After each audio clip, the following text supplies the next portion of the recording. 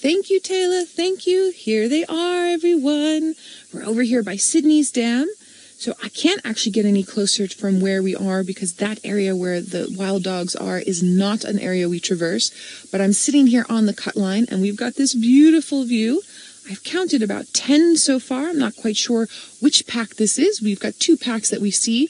One is the Mbali and Vestec breakaways. The other pack's name I have actually forgotten. James Richard, if my fellow encyclopedia, if you are watching and would like to maybe gift that through, that would be fantastic. There's those big ears that we were talking about, very similar to something like a Belgian Shepherd. And then the beautiful coats painted in all different colors, each unique to the individual. Now, it looks as if they've seen something right there. They're staring at it and then sort of moving around.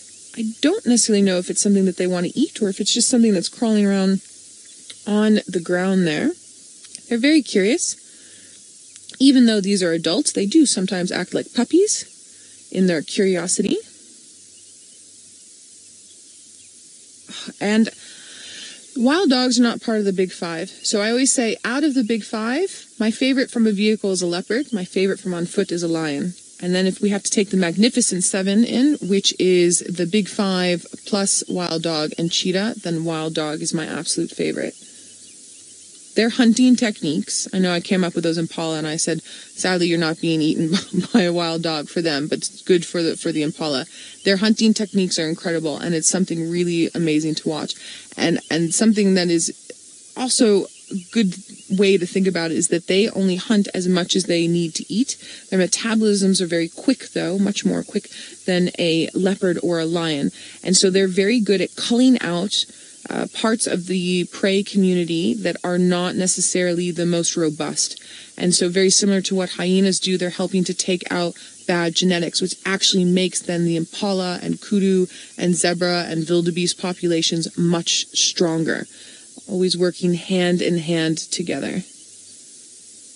I'm going to have to give Jerry a big hug when I get home.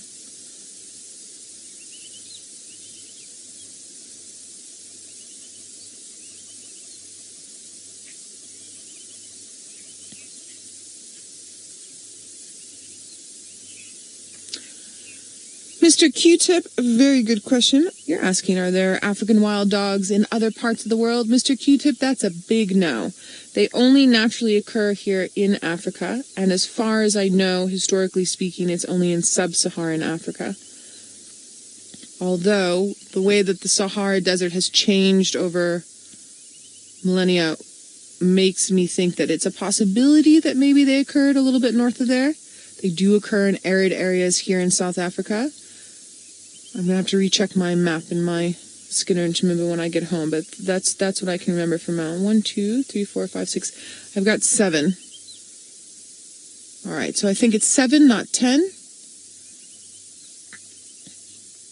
And from here, I'm not seeing... Oh, there's 8. There's the 8th one down there.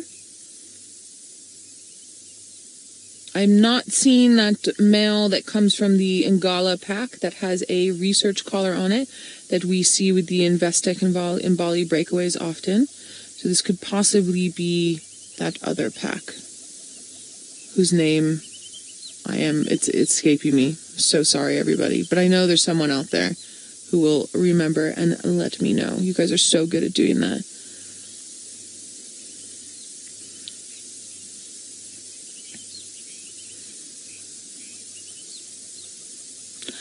Dora, great question. You want to know if the alpha-beta status is static? Does it stay the same or does it change within the pack? Dora, from my experience and from what I've read and from a friend of mine that's an ecologist who's worked a lot with wild dogs, this is what I know. So in general, it stays the same until something happens that makes the pack say, okay, it's time now for us to change. So that would be, say, the alpha male passes away, and then the males will fight for that alpha status. Or the alpha female passes away, and then a female will be chosen to take over. And usually it's the beta that will take over from the alpha, so that hierarchy, so that there's not too much turmoil in amongst the pack. But that being said, I've seen packs that have been affected by rabies, and then they've just killed and eaten all of them. except for one. And then that one has then become an alpha of another pack. I've seen that happen. And I've also seen where they've come into resource deprivation, and that's caused a bit of infighting, and that's caused them to actually kill the alpha pair and then restart and try and move on to a different area. So there is a bit of fluidity there. But in general, it's pretty stable so that the pack can stay stable. Now, where these dogs are moving to is actually away from where we are. So I think we've gotten here just in time.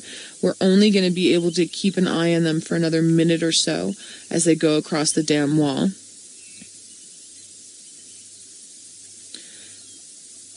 And they're probably about half a kilometer away from us, so about 500 meters.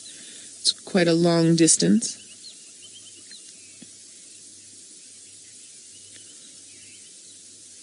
Oh, Michael, super great question. Okay, you're asking what goes into planning a reintroduction of something like a wild dog into an area. So, Michael, first off, they had to have originally occurred there. Then there would have been studies into why they aren't occurring there. Is there something wrong with the ecosystem, or was it human influence? Then they would go into studying the flora, and the fauna. So, studying that there's enough food resources for the prey, and that there's enough prey for the predator. And look, this is very intricate, and it goes on for years and years and years. So it does take some time. And there's ecologists and game reserve managers who go into all of this. Then they go to a place like De Wild, for instance, breeds wild dogs for the sole purpose of relocating them into a property. Or there might be a property that has, say, too many wild dogs that need to be moved out. And so there's communication that way.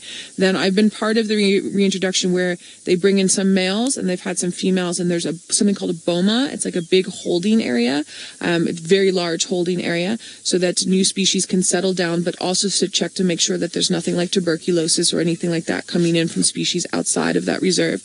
And they sit, and there's like a partition in the middle, and they communicate through this partition. You can see everything. Everyone can see everything, and they're very large areas. Sometimes they're several hectares large.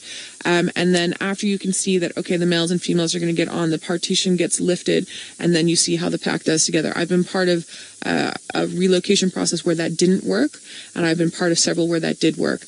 Then you let them bond, you let them figure themselves out, and then one day you open up the gates to the boma, and you let them out, and you just monitor them as closely as possible, keep track of everything, and you keep doing that for several years. And when it's successful, they just carry on and become part of the ecosystem on their own, and you do in situ management after that, hands-off management, and it's a pretty amazing experience, pretty amazing stuff.